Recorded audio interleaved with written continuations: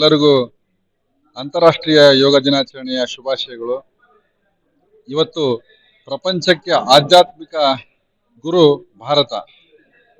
ಯೋಗವನ್ನ ಪ್ರಪಂಚಕ್ಕೆ ನೀಡಿರುವಂತದ್ದು ಭಾರತ. ಇವತ್ತು ಅಂತಾರಾಷ್ಟ್ರೀಯ ಮಟ್ಟದಲ್ಲಿ ಪ್ರಪಂಚದ ಎಲ್ಲಾ ದೇಶಗಳು ಇವತ್ತು ಯೋಗವನ್ನ ಒಂದು ದಿನಾಚರಣೆಯಾಗಿ ಇವತ್ತು ಆಚರಣೆ ಮಾಡ್ತಕ್ಕಂಥದ್ದು ಜೂನ್ 21ನೇ ತಾರೀಕು. ಮಾನ್ಯ ನರೇಂದ್ರ ಮೋದಿಜಿಯವರು ಮೊಟ್ಟ ಮೊದಲು ವಿಶ್ವಸಂಸ್ಥೆಯ ಎದುರಿಗೆ ಈ ಪ್ರಸ್ತಾಪವನ್ನ 2014ನೇ ಇಸ್ವಿಯಲ್ಲಿ ಇಟ್ಟಾಗ ಎಲ್ಲ ಪ್ರಪಂಚದ ಎಲ್ಲ ದೇಶಗಳು ಕೂಡ ಪ್ರಶಂಸೆಯನ್ನ ವ್ಯಕ್ತಪಡಿಸಿ ಮರು ವರ್ಷ ಅಂದ್ರೆ 2015ನೇ ಇಸ್ವಿಯಲ್ಲಿ ವಿಶ್ವಸಂಸ್ಥೆಯಲ್ಲಿ ಇದು ಘೋಷಣೆ ಆಗುತ್ತೆ.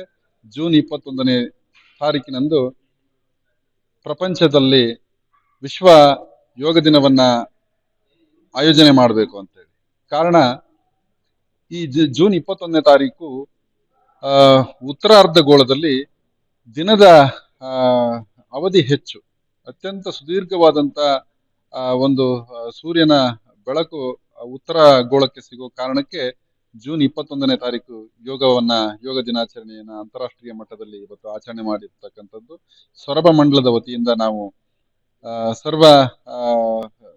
ನಾವು ಕಾರ್ಯಕರ್ತರುಗಳೆಲ್ಲ ಸೇರಿ ಇವತ್ತು ಕಾನ್ಕೇರಿ ಮಠದಲ್ಲಿ ನಮ್ಮ ಜಡೆಯ ದೇವರು ಅವರ ಒಂದು ಸಾನ್ನಿಧ್ಯದಲ್ಲಿ ಇವತ್ತು ಕಾರ್ಯಕ್ರಮ ಬಹಳ ಯಶಸ್ವಿಯಾಗಿದೆ.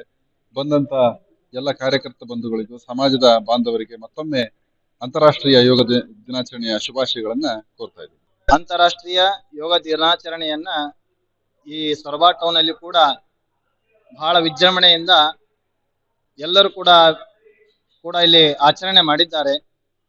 ಆ ಯೋಗವನ್ನ ಈ ದೇಶದೊಳಗ ಮೂಲ ನಮ್ಮ ಸತ್ಪುರುಷರು ಋಷಿಮುನಿಗಳು ಕೂಡ ಈ ಯೋಗವನ್ನ ತಂದುಕೊಟ್ಟಿರ್ತಕ್ಕಂಥ ಕೀರ್ತಿ ನಮ್ಮ ಯೋಗಿಗಳಿಗೆ ಸಲ್ತದೆ. ಅಂತ ಯೋಗಿಗಳನ್ನ ಇಂದಿಯೂ ಕೂಡ ನಾವು ಕಾಣ್ತಾ ಇದ್ದೇವೆ. ಅಂತ ಯೋಗದಿಂದ ರೋಗ ಮುಕ್ತ ಅನ್ನುವ ಹಂಗೆ ನಾವು ಯೋಗವನ್ನ ದಿನನಿತ್ಯವಾಗಿ ನಾವು ಅದನ್ನ ಅಳವಡಿಸಿಕೊಂಡಾಗ ಆ ರೋಗ ಮುಕ್ತರಾಗ್ಲಿಕ್ಕೆ ಸಾಧ್ಯತೆ ಆಗ್ತದೆ. ಅಂತ ಯೋಗವನ್ನ ಇಲ್ಲಿ ಎಲ್ಲಾ ಒಂದು ಮುಖಂಡರಿಂದ ಇಲ್ಲಿ ಯೋಗವನ್ನ ಆಚರಣೆ ಮಾಡಿದ್ದೇವೆ. ಆ ಆಚರಣೆಯನ್ನ ಎಲ್ಲರೂ ಕೂಡ ಮೋದಿಜಿಯವರಿಗೆ, ಯಾಕಂತ 196 ರಾಷ್ಟ್ರಗಳು ಇಲ್ಲಿ ಮುಖ ಮಾಡ್ತಾ ಇದಾವೆ ಅಂತಂದ್ರೆ ಅದು ಮೂಲ ಕಾರಣ ಅಂತಂದ್ರೆ ಮೋದಿಜಿಯವರು ಕಾರಣ ಅಂತಕ್ಕಂಥದ್ದನ್ನ ಇಲ್ಲಿ ಹೇಳಕ್ ಇಚ್ಛೆ ಪಡ್ತೀನಿ. ಅಂತ ಯೋಗವನ್ನ ಎಲ್ಲರೂ ಕೂಡ ಜೀವನದೊಳಗೆ ರೂಢಿಸ್ಕೊಳ್ಳಿ. ಅಂತ ಯೋಗವನ್ನ ರೂಢಿಸ್ಕೊಂಡು ರೋಗ ಮುಕ್ತರಾಗಿ ಅಂತಕ್ಕಂಥ ಮಾತಂತ ತಿಳಿಸಿ ಒಂದು 4 ರಾಮ ಕೊಡ್ತಾ ಇದ್ದೀನಿ.